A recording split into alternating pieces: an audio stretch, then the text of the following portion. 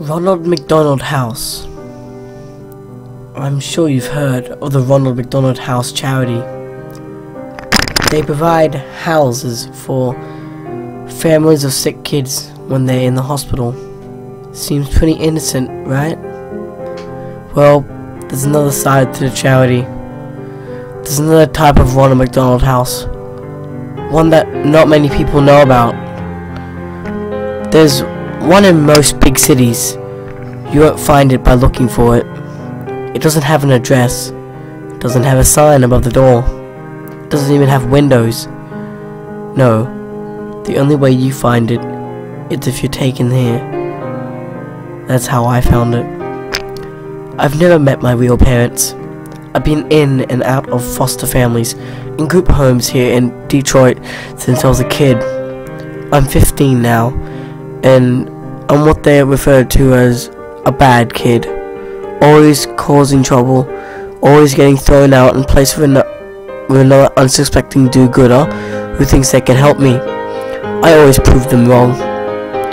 My caseworker sat across the black metal table, looking weary and frazzled. On the table between us was a thick letter-sized brown envelope. My case file.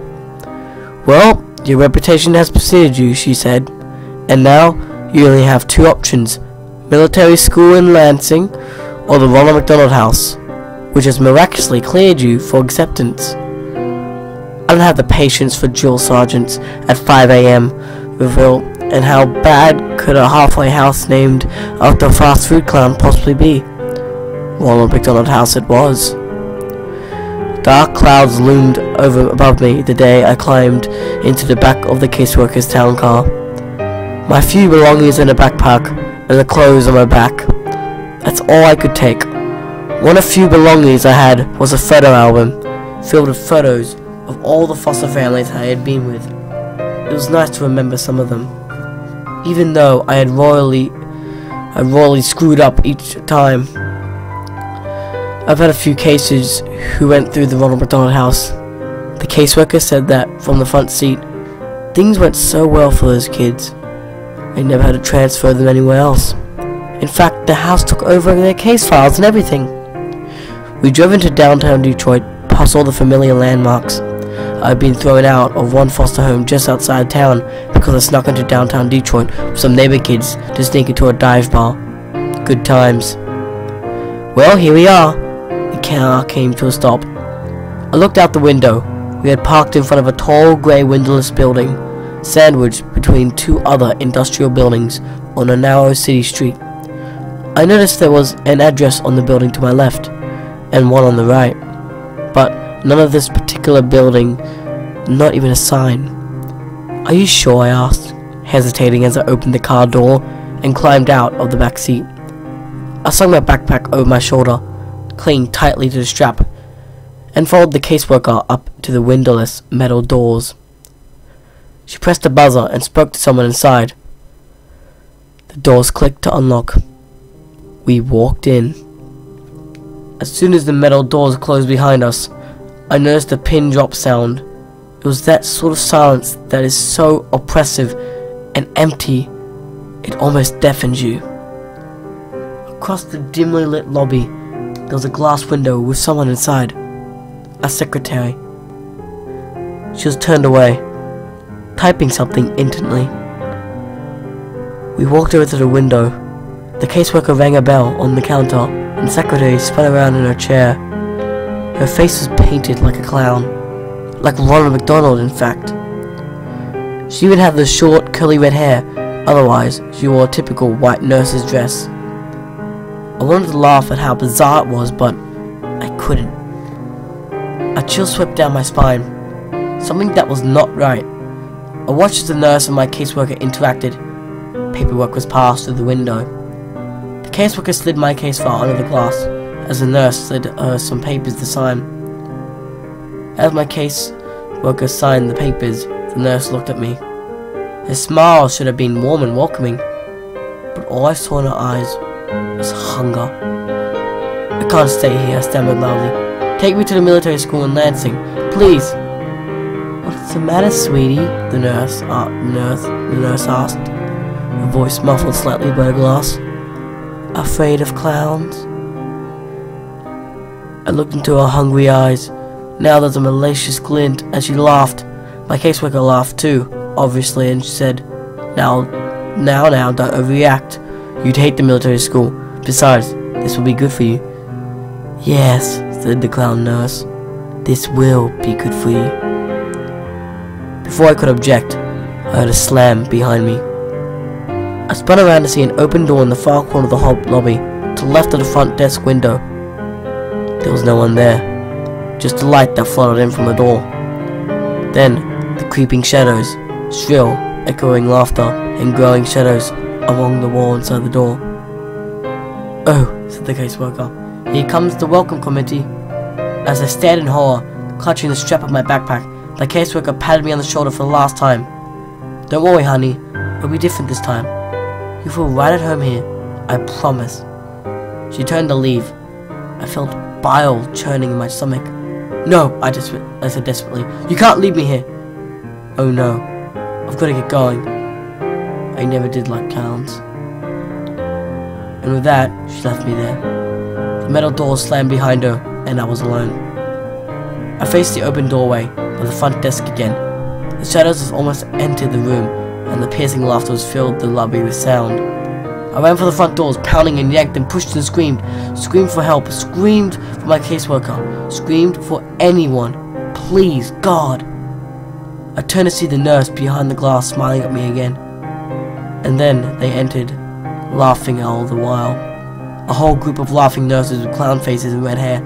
Some male, some female, but all with the same terrifying Ronald Mcdonald makeup. And in the dim light of the lobby, I could see the glint of metal tools in their hands. Coming up the rear was a pair of clown nurses, rolling a metal table, complete with restraints. Get the hell away from me, I screamed. I pounded at the metal doors again. Let me out of here! They surrounded me, grabbing me as I thrashed and screamed and tried to tear myself away, laughing as I kicked and squirmed. They slammed me onto the rolling table and strapped me down. I looked around wildly. I was surrounded. Let me go, I screamed, twisting and turning and pulling at the restraints. They rolled me through the open doorway and down a seemingly endless white hallway. They laughed and laughed and laughed.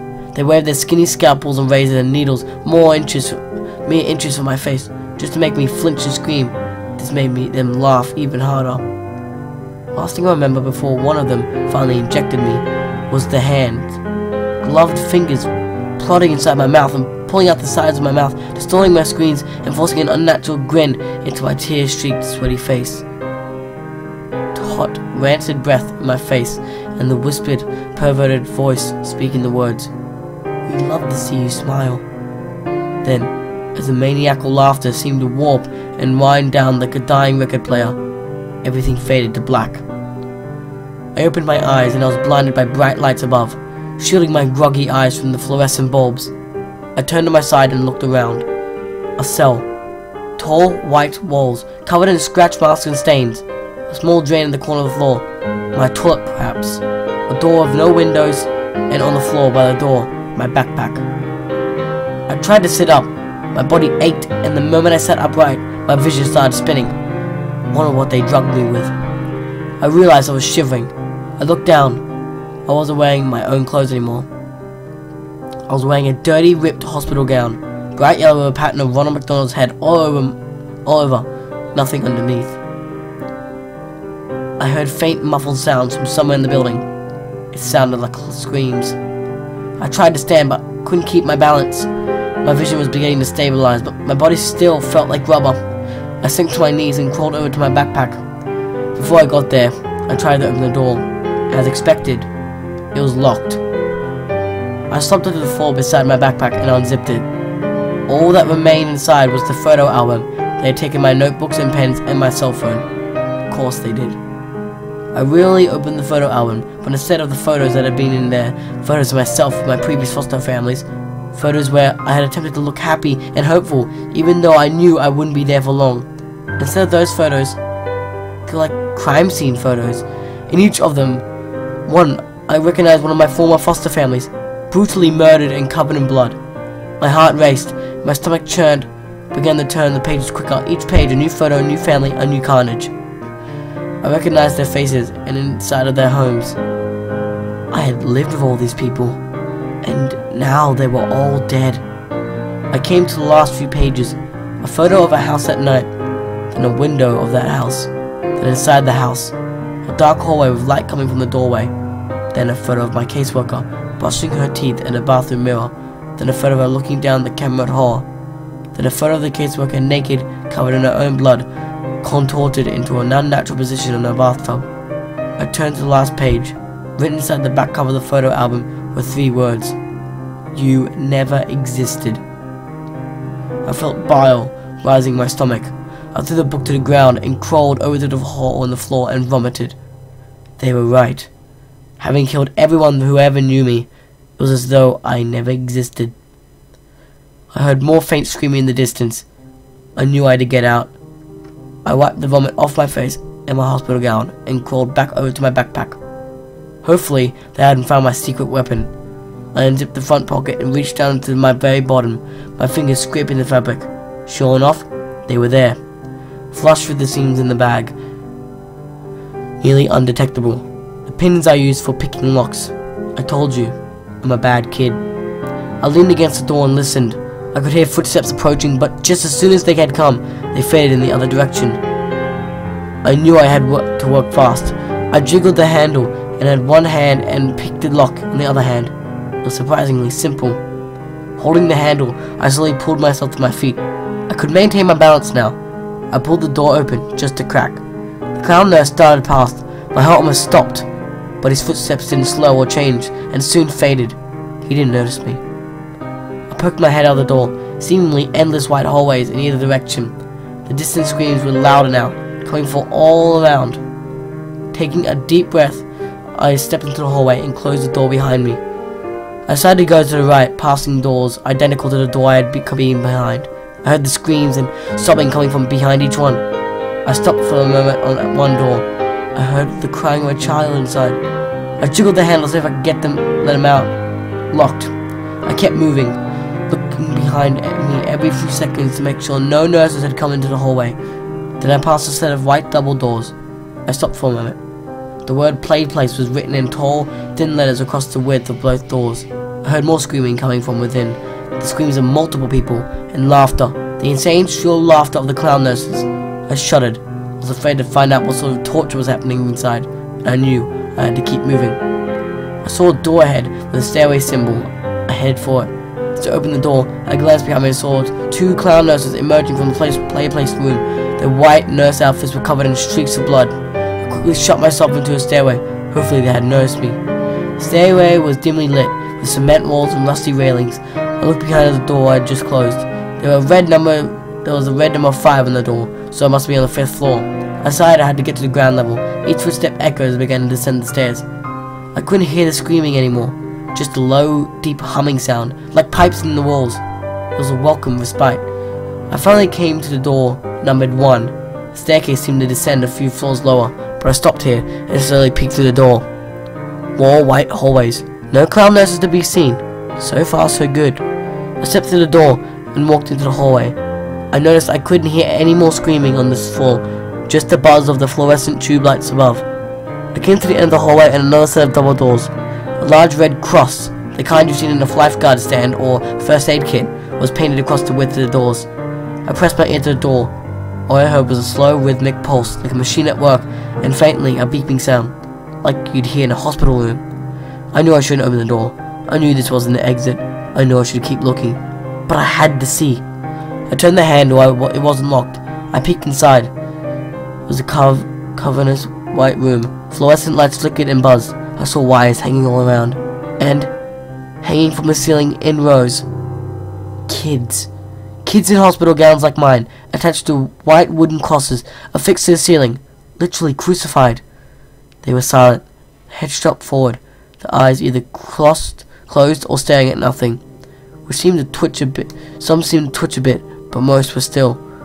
The crosses swung back and forth very slightly, and the hanging wires, they weren't wires.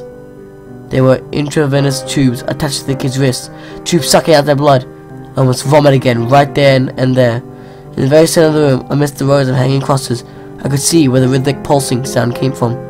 A huge steel cylinder, which seemed to be collecting the blood from all the tangled tubes and dangled from the kid's wrist. I opened my mouth to scream, to cry in anger. All I could say was, "What the frick?" That's when the alarms began to sound, loud, piercing, like the police sirens of hell. They must have realized I was missing. I shut the doors and frantically glanced around the hallway to see if anyone was coming. No signs yet. I ran for the stairwell. As soon as I entered the stairwell, I heard laughter from above, echoing and reverberating through the stairway hole. The clown nurses were coming. I stumbled down the stairs as fast as I could. I must have gone down another 3 stories before I reached the basement. I found myself running through a dark sewer-like hallway with small light bulbs overhead every 10 yards or so. The smell of decay and rotting flesh grew more and more pungent as I ran. A laughter continued behind me. I managed to glance behind and see a group of them running after me. I saw them come into the light and then become silhouettes again, their smiling faces and gleaming knives and needles pushing my adrenaline to the max. I ran past alcoves full of stacked, rotting corpses, but I couldn't stop. I couldn't think of anything but escape. I turned a corner and found myself facing the metal rungs of a ladder in the wall. I climbed until my head smacked the ceiling. Below me the shadows and laughter grew closer. Their footsteps slowed. They were close and they knew it. I pushed to the ceiling above me, heaving upward and panting and screaming. The clouds were below me, laughing and waving their scalpels. Something cut my leg. I screamed and pushed one last time. The ceiling gave me way as a manhole cover slammed into the asphalt above. A circular opening. I climbed down and frantically pushed the manhole cover back on the hole, blocking out the laughter of the clowners below. I laid there on top of the manhole cover for a few minutes as I ran my breath. Rain fell into my skin. The turbulent night sky above was a welcome sight. I looked around. Abandoned buildings, broken glass, no lights, no cars, no signs of any life at all. A police siren somewhere in the distance. Then silence. I climbed to my feet. Pain shot through my leg. I looked down and saw the cut in my ankle where a clown nurse had slashed me. Bastards. Limping the best I could, I started to walk. "Hello?" I called out. The only answer was a distant roar of thunder. "Somebody, help me, please!" My foot fell on something soft and mushy. I looked down. A newspaper. I peeled it off the wet asphalt. Most of the ink had faded, but I was able to make out the date. July 13th, 1992. I dropped it. An icy dread filling my stomach. I kept walking. "Can anyone hear me?" I screamed. "Please, anyone! Please!" My words faded into delirious sobs. I stood still for a moment. The rain had soaked through my thin hospital gown. I shivered as the wind blew. Then I saw a light in the distance. There was a big yellow M in the sky. McDonald's, of course. I limped toward it. When I came to the McDonald's, I saw that apart from the M, the rest of the building was completely dark. I walked cautiously down the broken windows and looked in. Darkness. I turned and surveyed the play place outdoor playground. 10-foot tall structures of colored tubes for kids to crawl through. Sitting at one of the benches was a familiar figure. The Ronald Mcdonald statue, you know. The one when you could sit beside him and it looks like he's got his arm around your shoulders. Every kid has seen it. I shuddered at the sight. The doors were unlocked. I walked in out of the rain. Silence. Darkness. I noticed that the door wasn't like the modern McDonald's you see. It was still the same as it was in the 80s, with the white plastic booths and the red and yellow tiles. The wind seemed to whisper through the broken walls. I noticed something on the front counter. A black rectangle. I got closer. A laptop. A nearly new laptop. I let out a soft, delirious laugh. I knew that was what I was supposed to do, so I took the laptop outside and sat beside the Ronald statue. I opened the laptop and began to type the story. The rain is falling on the keys, but I don't care. There's nothing left to do now, but wait. Because I've been noticing, out of the corner of my eye, Ronald is trying to look over my shoulder. He's laughing now. All I can do is join him.